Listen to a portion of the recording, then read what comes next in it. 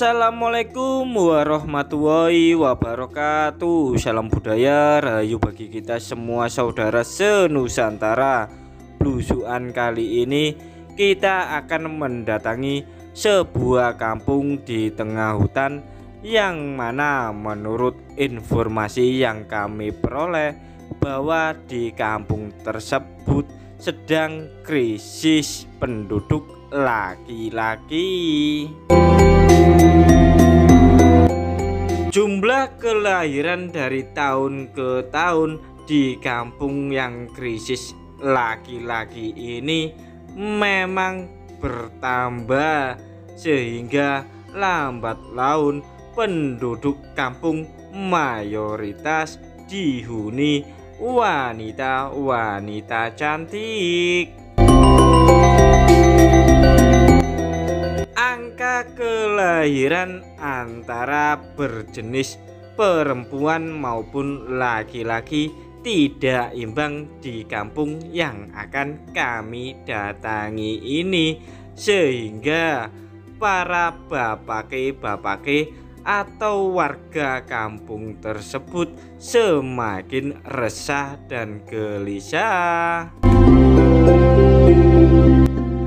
Kegelisahan masyarakat kampung krisis laki-laki disebabkan karena sudah tidak ada lagi penduduk yang berjenis kelamin laki-laki, itu pun hampir 100%.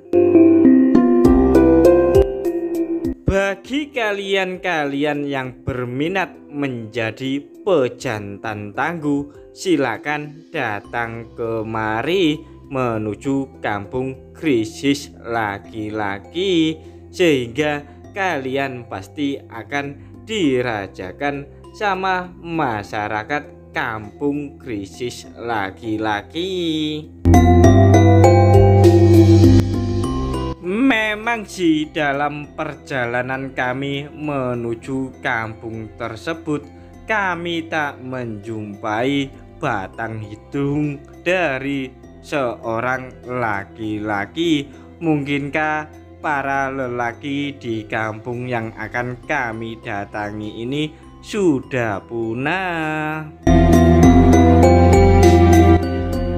Karena di kampung yang akan kami datangi ini, menurut informasi, setiap bulannya atau setiap minggunya laki-laki di kampung tersebut akan mengalami pindah alam atau meninggal dunia. Pastinya dan tentunya penduduk kampung yang terutama dari kalangan wanita-wanita setiap malamnya pasti butuh kehangatan, dekapan, kasih sayang dari seorang suami. Namun nyatanya itu pun hanyalah angan-angan mereka belaka. Faktanya tidak ada laki-laki yang hidup di kampung mereka. Permasalahan ini sebenarnya sudah berangsur-angsur lama, namun hingga kini belum ada solusi jitu tentang penambahan jumlah penduduk dari kalangan laki-laki di kampung yang akan kami datangi ini. Jika kalian memang betul-betul ingin meminang penduduk kampung yang mayoritas 100% dihuni wanita ini, monggo-monggo saja kalian bisa memilih yang masih gadis atau perawan, istri orang ataupun janda. Namun untuk istri orang kayaknya sudah tidak ada. Di sini kami menemukan sebuah pahatan-pahatan yang menyerupai bentuk dari krengsengan bekicot atau baunya penduduk kampung yang akan kami datangi ini. Mungkinkah ini logo atau simbol bahwa mereka memang butuh tusukan-tusukan dari batang tulang lunak dari kalian-kalian. Kalian tidak perlu khawatir apabila kalian tidak punya penghasilan atau kalian tidak bisa bekerja, karena penduduk kampung tersebut yang mayoritas dari wanita-wanita sudah memiliki keahlian-keahlian layaknya laki-laki. Mungkin kalian kalau menjadi salah satu bagian dari penduduk kampung yang akan kami datangi ini, kemungkinan tugas kalian hanyalah memasak, mencuci baju, mencuci piring, dan mencari kayu bakar seperti ini untuk memasak. Karena lokasi kampung yang akan kami datangi ini jarang ada tabung LPG. Tak hanya itu saja, mungkin yang diharapkan dari kalian ialah layanan-layanan dalam ritual wolak-walik di atas kasur, dan itu pun kalian bisa lakukan dalam sehari-hari.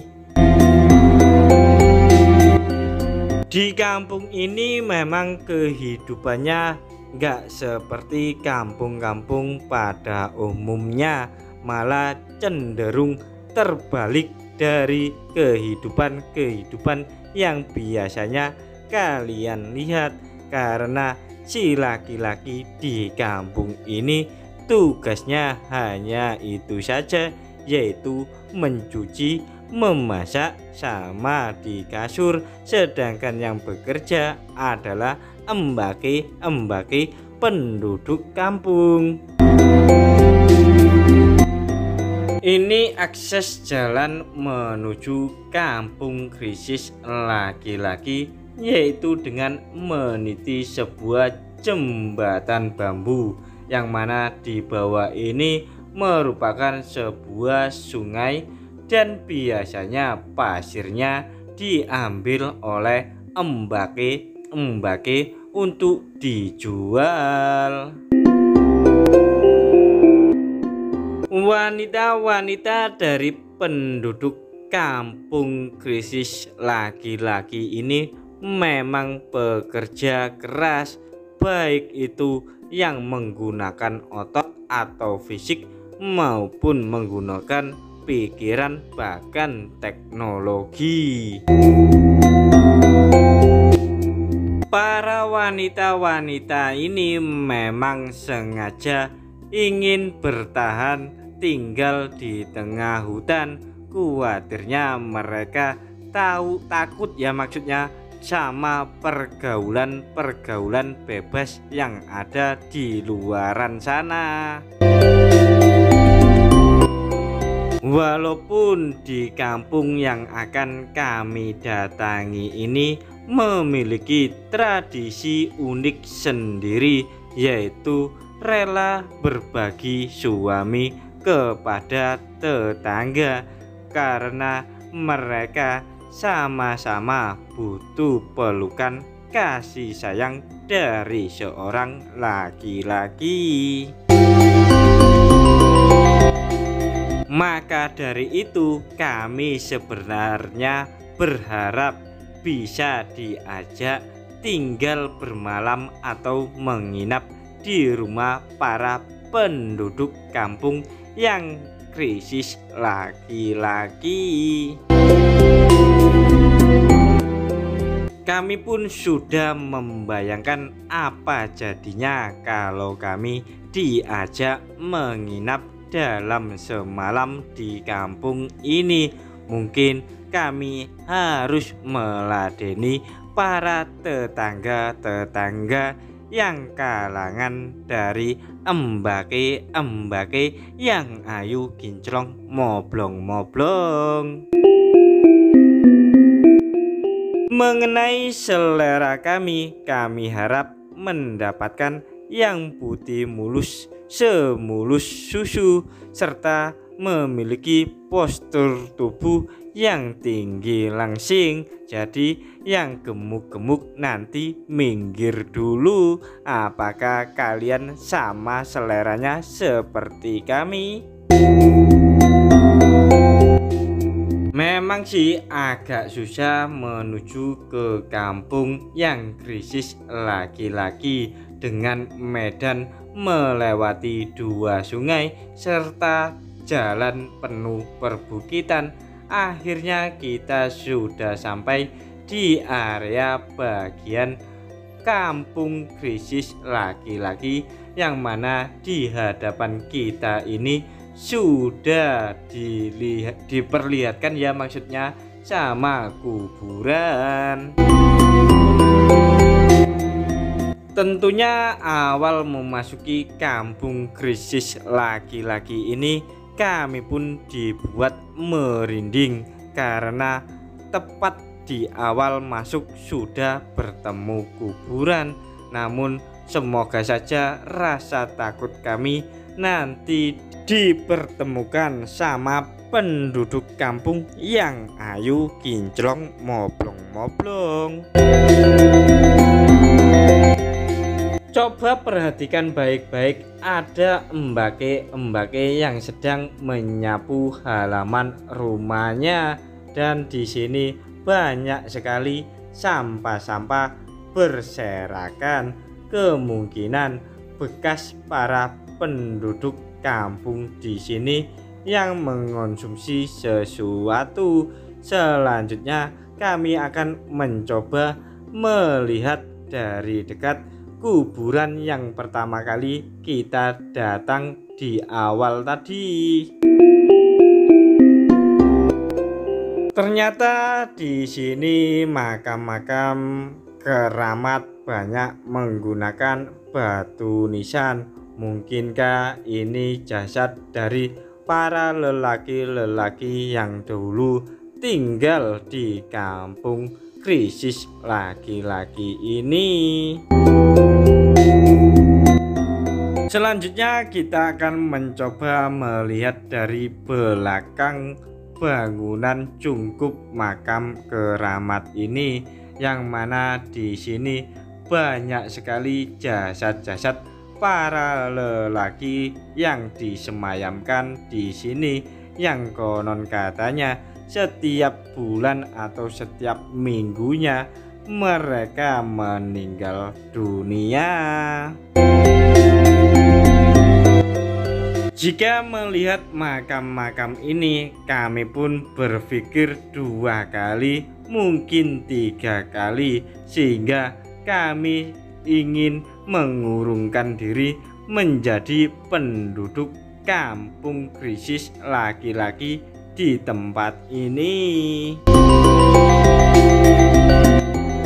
Sayup-sayup kami mendengarkan jejak langkah kaki. Mungkinkah ada seseorang yang melintasi di sekitaran kampung krisis laki-laki? Dan ternyata memang betul ada 2 orang sedang mencari pakan rumput. Namun mereka kayaknya dan terlihat ketakutan bila datang melewati kampung krisis laki-laki ini. Mungkin mereka takut sama istrinya. Apakah mereka tergesa-gesa karena takut meladeni penduduk kampung di sini dari kalangan wanita-wanita, dan mungkin mereka juga terburu-buru karena kambing atau sapinya sedang lapar. Dan di hadapan kita ini ada sebuah cungkup kecil serta di sebelah kiri kita ini ada sebuah keranda terbang. Selanjutnya kita akan mendatangi embake-embake tadi yang sedang menyapu halaman rumahnya.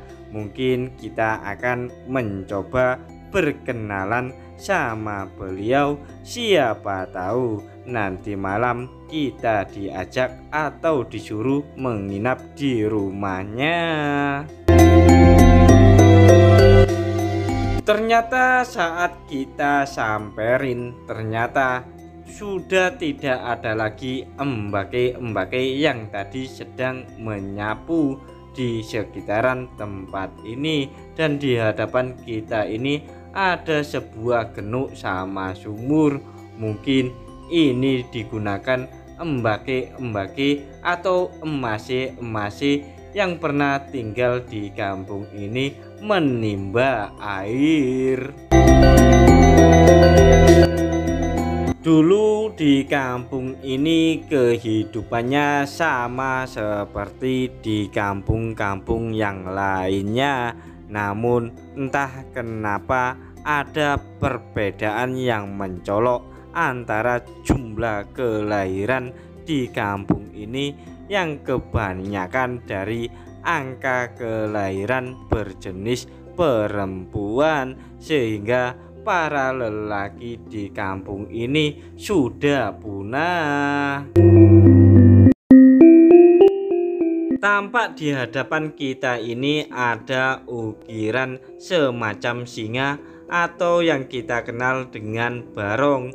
Selanjutnya kita akan mendatangi sebuah bangunan masjid zaman dahulu yang masih kokoh hingga kini, namun sudah tak ada lagi jemaahnya karena penduduk kampung dari kalangan laki-laki sudah tidak ada. Pantas saja kami tadi tidak mendengarkan kumandang azan yang biasanya diwajibkan bagi golongan atau kalangan laki-laki yang sudah berusia balik. Bahkan kami tadi juga tak mendengar suara dentuman-dentuman dari genderang beduk sama kentongan ini yang menandakan waktunya ibadah sholat dimulai. Ternyata di sini tak ada jemaahnya, namun ada sarung yang biasanya digunakan oleh kalangan laki-laki. Melihat suasana di area masjid ini memang masih terlihat bersih, bahkan tumpukan-tumpukan kitab suci Al-Quran masih utuh serta masih bersih. Kemanakah penduduknya yang kebanyakan kalangan laki-laki sudah punah dan tersisa penduduk dari kalangan embake-embake. Masjid ini memiliki arsitektur cukup unik, yang mana di bagian depan memiliki gaya arsitektur rumah tradisional limasan, dan bagian tengah ini seperti masjid umumnya. Bahkan terdapat sebuah mimbar yang mana sering digunakan para pemimpin sholat atau pemimpin khotbah melakukan ceramah setiap hari Jumat ataupun hari raya Idul Fitri.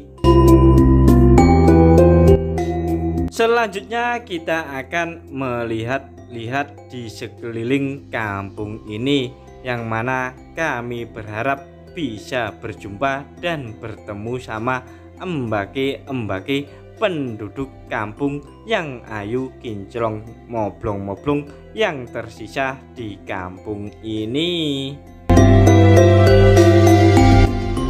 Mungkinkah kebanyakan embake-embake yang tinggal di kampung ini sudah banyak yang berpindah tempat karena kemungkinan zaman sudah berubah, jadi kriminalitas semakin tinggi di kampung ini.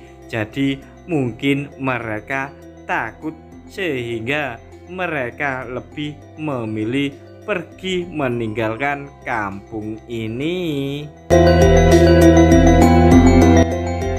Ternyata semua yang kami dapatkan, informasi yang kami dengar itu merupakan cerita kisah lama tentang kampung ini, sehingga ternyata saat ini kampung ini sudah benar-benar mati atau sudah ditinggalkan penduduknya. Meskipun demikian, kami akan mencoba melihat jejak-jejak peradaban kehidupan zaman dahulu, yang mana di area sini memang merupakan sebuah kampung yang krisis laki-laki dan didominasi oleh kalangan wanita-wanita. Tak hanya ada jejak peradaban berupa kuburan, masjid, serta jembatan, ternyata di kampung ini juga ada jejak peninggalan rumah dari penduduk kampung serta sampah-sampah bekas kehidupan mereka tempo dulu. Selanjutnya kami akan melihat salah satu rumah penduduk kampung yang ada di kawasan ini, yang masih terlihat utuh dan masih kokoh, dan tepat di hadapan kita ini merupakan rumah yang kita maksud, dan kami akan mencoba mendekatinya. Sedangkan di depan kita ini merupakan rumah tetangga yang lambat laun akan ambruk dimakan zaman, dan selanjutnya kita perlahan-lahan mendekati rumah yang masih kokoh, yang dekat berdempetan dengan rumah tetangga ini yang akan roboh. Di halaman rumah yang masih terlihat kokoh ini ternyata banyak sekali tanaman buah-buahan, mulai dari nangka, pepaya, sama pisang. Dan di hadapan kita inilah banyak sekali bekas-bekas kehidupan masa lalu berupa buku-buku pelajaran serta kalender. Di sini pula kami menemukan jejak album foto pernikahan para gadis-gadis atau wanita kampung di sini yang memang krisis laki-laki. Mungkin para embake-embake atau gadis-gadis kampung ini diboyong sama suaminya di kampung yang lebih ramai. Sayang seribu sayang, rumah ini ditinggalkan pemiliknya karena lebih memilih ikut sang bojo. Padahal rumah ini apabila dirawat dan dipoles sedikit maka akan menjadi rumah mewah. Apalagi furnitur pintu ini terbuat dari kayu jati alami. Menurut informasi yang kami peroleh, bahwa di kampung ini memang ada kurang lebih 10 rumah atau 10 kakak. Namun dari jumlah tersebut penduduknya mayoritas embake-embake atau kalangan wanita. Selanjutnya kami akan mendatangi salah satu rumah yang menurut informasi yang kami peroleh merupakan gadis desa atau kembang desa di kampung krisis laki-laki ini, yang menurut masyarakat infonya beliau atau mbak-mbak tersebut memiliki kecantikan yang luar biasa, mirip mbak-mbak TKW dari Hong Kong.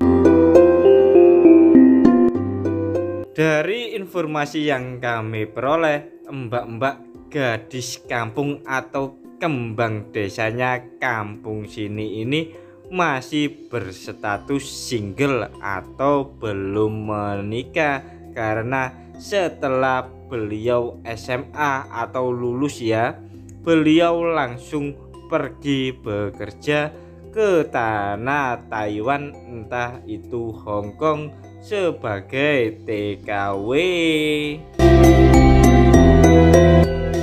Ternyata terlihat dari sini rumah mbak-mbak kembang desa kampung sini mirip sama rumah-rumah yang lainnya. Nasibnya juga terbengkalai, bahkan nyaris ambruk. Bagi kalian-kalian yang tahu informasi keberadaan mbak pemilik rumah ini, silakan komentar di bawah video ini, karena kami ingin mencoba melamarnya, karena beliau sudah lama melajang tak memiliki pasangan hidup. Melihat kerusakan-kerusakan dari rumah yang ada di kampung krisis laki-laki ini, kemungkinan besar sudah sekitar 5 tahun terbengkalai, ditinggal pemiliknya. Kemanakah mereka perginya yang dari kalangan wanita-wanita? Nah, untuk lebih jelas dan gamblangnya, mari kita coba tanya-tanya sama masyarakat, terutama dari kalangan petani-petani yang berada di kampung sebelah, yang memiliki lahan sawah di sekitaran kampung sini.